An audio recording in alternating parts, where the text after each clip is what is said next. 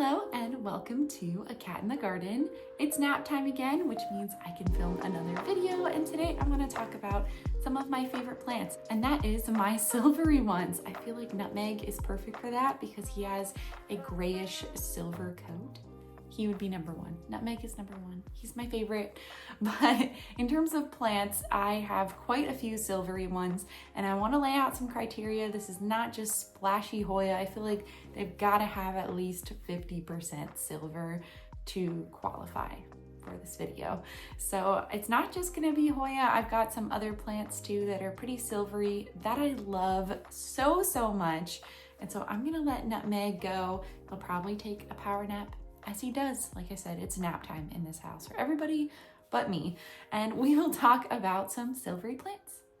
I know this doesn't look the prettiest, but it is one of my favorite silver plants and it propagates so incredibly well. This is my Scindapsus platinum, and it is such an easy grower for what you get out of it, a full silver leaf. And yes, it looks crazy. This is not the best looking one you'll see out there, but all of the propagations that I've been able to get look so good. In fact, let me show you a couple I have right now. These are actually available in my shop and they're just so stinking cute. They retain the full silver leaf. I've never had one go back to green or anything like that. They are just adorable. Oh, I always get tempted to keep the cuttings when they look so cute, but no, these are in my shop. I'm not keeping them. I already have one crazy platinum. I don't need another one that I can't keep up with because these grow so fast compared to all my other Scindapsus. And while that one does look crazy, the mother plant, I still wanted to include it as one of my favorites because I do really love it, regardless of how crazy it gets. It's a wonderful plant. It grows so well. It does put out a lot of runners, but that means I have a lot of propagations too. Number 9 is a Hoya, and this is one that is mostly silver, but it is starting to grow some splashiness to it, so I made it a little bit of an exception. That is my Wilbur Graves Thai, and this is a really silver area, and it's just the two leaves right here that are more so splashy, so I did decide to include it just because almost every leaf on the plant is more silver than splash. I really love this one in terms of the Wilbur Graves family. If I still had the Wilbur Graves silver, I would include that one. It is one that did die recently and I am still looking to replace it. But in the meantime, I'm gonna include this one. I do love actually that it's got the more rounded leaves versus the Wilbur Graves China or Russia. They're not as rounded in my opinion. So these are just really cute and they're so thick. These are some of the thicker Hoya leaves that I've seen personally in my collection, and I think it just adds to the overall cuteness of this plant. I did put it somewhat down on the list because of the splashy leaves here, but if it was more silvery, I think it would be up a bit more. Next, I actually have a Monstera at number 8, and I'm gonna show you the top cut of it today because I do need to fix the plant because it got a little bit too gangly. I wanna fix the medium that it's in, the pot that it's in, all sorts of things. So the top cut is doing really well. This is my Monstera Siltepecana El Salvador, and I took the top cut a few months ago because I knew I wanted to at least preserve that part of the plant. A lot of it is runners on the main plant, and I just didn't know how many pieces I wanted to keep, but I knew before the whole top of one of, I think there's 2 strands on the plant, before that one really succumbed to being a runner, I took the top cut. It had a leaf or 2 on it, and it's been growing really well ever since. These leaves are slightly smaller than say this one, so I do need to work on that soon. I am planning on working on this plant. This is on my radar, but it is such a gorgeous Monstera. I do love my Monsteras. I think after Hoya and Scindapsus, I have the most Monsteras left in my collection, and then it would be Philodendron, and then I just have a couple other little genus here and there. But this is a really beautiful plant. I like it a lot better than the regular Siltepecana because of the silver. It is, I think, easier to grow climbing. I think if I had the regular Siltepecana, it would probably do well climbing as well, but I just have the El Salvador because I like the silver. I don't really feel like I need both of the plants when there's one main difference, and I like this one a lot better. So it grows really easily. almost a little too fast sometimes. It can be prone to runners just like a Scindapsus, but I feel like it does grow in a similar way to my Scindapsus, so that really lends to my style of plant care. And I really am looking forward to taking cuttings and propagating it and getting it back to the way that it was. But for now, I'm really enjoying this top cut. Yes, it is still in water after several months. It is very well rooted, but I did really want to include it in this video at number 8 because it's just so cute. It'll probably go up on the list. If I do this list in the future, it might look a little bit different in terms of the order, but for now, this is at number 8 just because it is still a little propagation at this point. But I don't see a lot of people talk about this plant, and I feel like they should because it is just a really beautiful plant. At number 7, I've got another Hoya, and this is a Hoya that was not supposed to be silver. I've talked about this one before, but it turned out to be a mostly silver plant.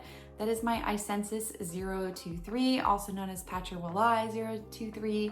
The plant that I bought had these 2 leaves, which were decently splashy, but ever since it has really grown mostly silver leaves. A lot of them have come out really round as well, and it's truly just a beautiful plant. It has been fairly easy to grow. There haven't been really any problems with it. I have upsized it once for pot size. Looks like I need to do that again. So I should be doing that in the near future. It's got roots coming out at the bottom and whatnot, so it should be ready for another pot. I also eventually would like to get it on a bigger trellis. The only issue with it is that it went dormant for quite a long time and is not a fast grower. I've noticed that my Hoya with larger leaves like this, my prick tie, my latifolia dinner plate, they do not grow quite as fast as some of the smaller leaf Hoya, and that's totally okay. I'm just really enjoying these leaves and I would love more of them. I would love for this to be a fuller plant on a trellis, or maybe eventually just make it a bushy plant in general in a bigger pot. But it is really gorgeous. It is relatively easy to grow, but I do wish it would grow a little bit faster. At number 6, I've got a plant that's been through quite a lot with me. This is my Philodendron Rio. I have been rehabbing it for several months after the thrips that it caught last year. I was able to save one of the main vines, and then I've got a couple of smaller ones that are starting to creep up. There is one main vine that did die in here. I think eventually it'll get a repot. I have cuttings that I've taken that I might add back in, but I'm just really grateful I was able to save one of the climbing vines. It does get some brown leaves occasionally just from the higher variegation and rehabbing, but the new leaf right here is really gorgeous. It is characterized by the silvery centers of the variegation, so that is why I chose to include this plant. It is one of the more silver of the heartleaf philodendrons. You can see on some of these older leaves here the beautiful silver centers that it's had. Now, this plant originally started as a 2-node cutting, I think, that I got, oh gosh, back in 2021.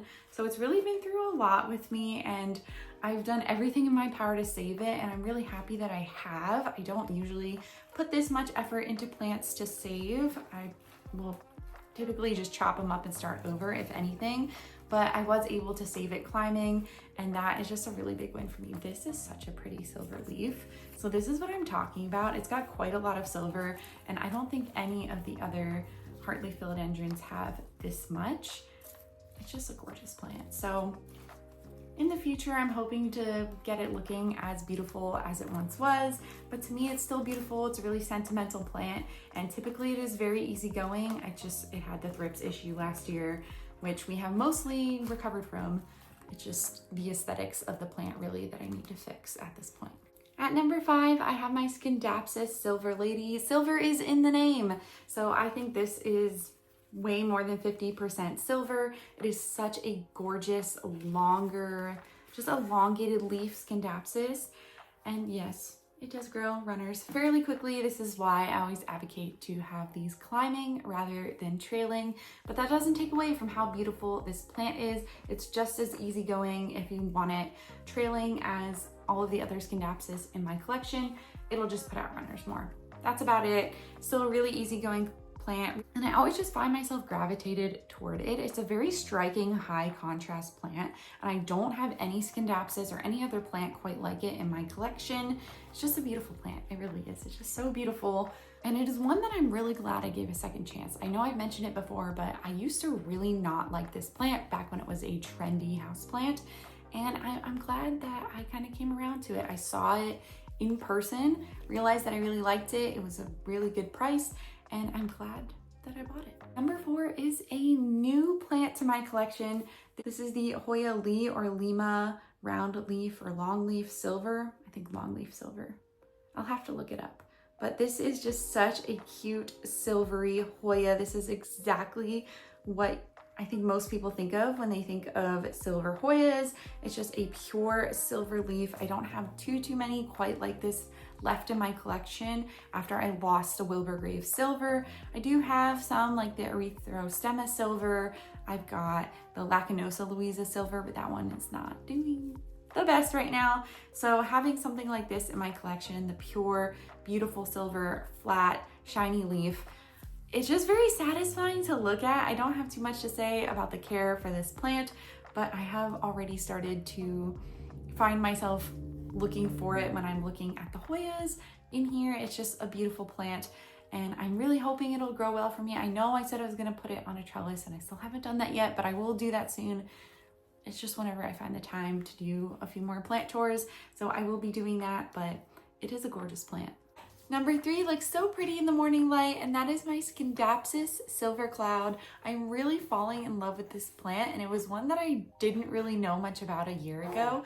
It is just such a more elevated plant than the common Scindapsus that you'll see at a big box store. The way that it just shimmers in this morning bright direct light is chef's kiss. This is probably why it's one of my favorite plants. I also just love how big and pillowy the leaves are on my plant personally. I think it is one of the stars of my entire collection, if I'm being honest. And it's probably going to continue to climb these rankings the longer that I have it. If it keeps putting out leaves like this, for sure it will. But I did want to show it off in the morning light because it is just so beautiful. I think it's got so much more of a shine and a sparkle than a lot of my other Scindapsus as well. I don't know, maybe there's just something about the Silver Cloud variety, but I could just stare at this plant all day. Number 2 is a Lacanosa. This is my Hoya Lacanosa Moonlight. And so it is a silver leaf, but it's got those flecks of splash in there, mostly silver though. And it doesn't look the most pleasing right now, but I did propagate it this summer, and the cuttings that I have are just about ready to put in with this mother plant, and I will be getting it out of Fluval, put them all together in a pot soon, and I think it's going to look absolutely beautiful. I think I might actually leave this one trailing. It seems to be doing well in a trailing environment, and the other cuttings that I have are trailing too. It is just so pretty. I think Lacanosa are some of my favorite Hoya, if you couldn't already tell, and I love silvery, splashy plants. This checks all of the boxes. It just needs a little bit of aesthetic work, and I think it'll look absolutely perfect. Finally, at number 1, I have my Hoya Lacanosa Mint Coin. This is an absolutely gorgeous plant that could do no wrong in my eyes. It is so full, so bushy. It grows perfectly on this round trellis, and it's constantly growing. It is constantly putting out new leaves, starting new vines. It doesn't really put out runners. It's just constantly growing new leaves. It's amazing how this plant grows like a weed. I probably should repot it at this point because it has grown so much, but I'm also scared that if I repot it, I'll shock it and it will stop growing. So I've just been letting it circle around and around and around. I did recently purchase a larger trellis, so I would like to get it on there just because I think it needs a little bit more room to grow on a larger trellis. But other than that, this is what I want out of all of my Hoya. I want them perfectly bushy and covering the trellis so that you can barely see it. And having a silver plant do that too is just chef's kiss. A silver Hoya is absolutely perfect to me. Now, the leaves on this mint coin do a lot of crazy things. There are some really nice, perfectly round and pointy mint coin leaves here, and then some of the leaves Like these are just giant leaves that don't look like Lacanosa leaves at all. So this might not be the best specimen of a Lacanosa mint coin, but it grows really well and it's beautiful regardless. So I love it, and it is the favorite silver plant in my collection. What do you think?